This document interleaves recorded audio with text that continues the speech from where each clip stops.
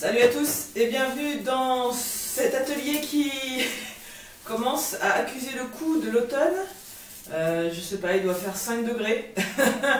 Ce qui explique la tenue un petit peu chaude et peut-être la voix un peu cassée. Donc je m'en excuse d'avance. L'objet de cette vidéo... Ah oui, bonjour sur Copo & Co.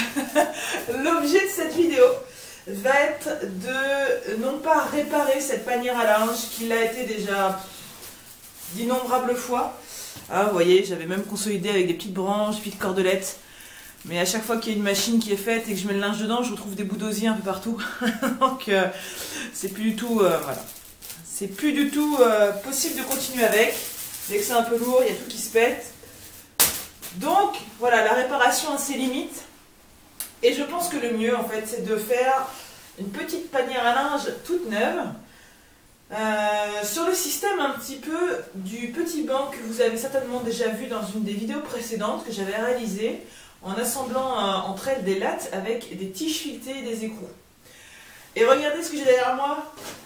Je vois du direct. Ça tombe bien. J'ai deux belles tiges qui sont en diamètre 8. Et donc ce que j'aimerais faire, c'est une petite panière, voilà, plutôt de forme rectangulaire. Je vais abandonner la forme ronde.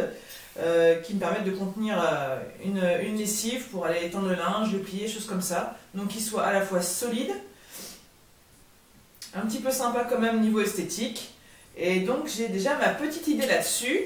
Donc ce que je vous propose, une fois que vous aurez cliqué sur le bouton de vous abonner en bas à droite de l'écran, c'est qu'on fasse un petit croquis.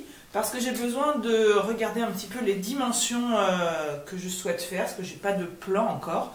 Donc on va se faire un petit croquis, on va passer aux découpes, à l'assemblage, et si tout se passe bien, ce que je souhaite, à la fin, on aura une panière à linge qui sera plutôt sympa. Allez, c'est parti! On passe au bois.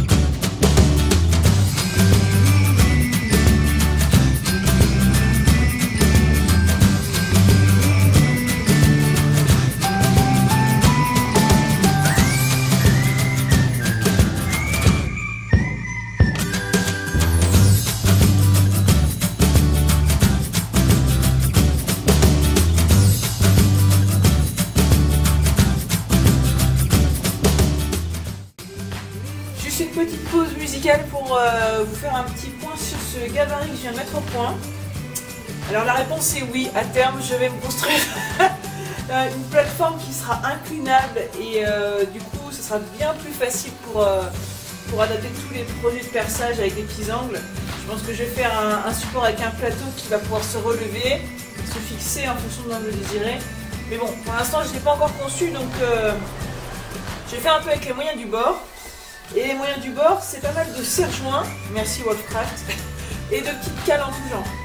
Donc vous l'avez vu tout à l'heure, avec mes chutes, les chutes de mes petits tasseaux que j'avais découpés, que j'ai vissé sur une plaque ici, de mélaminé. Et en fait j'ai ici fait la largeur d'un de mes tasseaux que je vais devoir percer. Et je l'ai calé de sorte à ce que le perçage se fasse bien au centre de mon tasseau, avec un angle à 10 degrés.